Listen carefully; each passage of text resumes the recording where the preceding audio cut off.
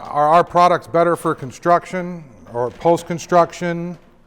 And my answer is both and more.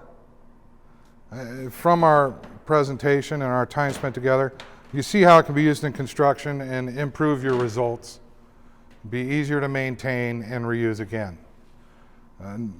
Post-construction or non-construction or municipal, either one by themselves is going to work, but you're going to have to maintain those more. If you do that dual system,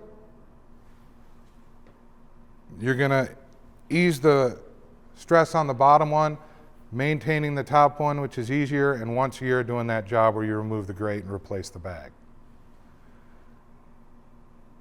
Industrial, manufacturing, other applications, this is ideal as well. I've used it in car washes where they're having the water go into the drain and need to catch the stuff in combination with chemicals. So you're moving water, our bags are going to benefit you. Again, in what ways?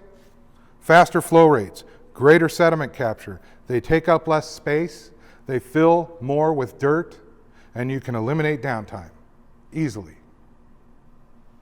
So turbidity curtains, yes, I've had that on some of my slides and on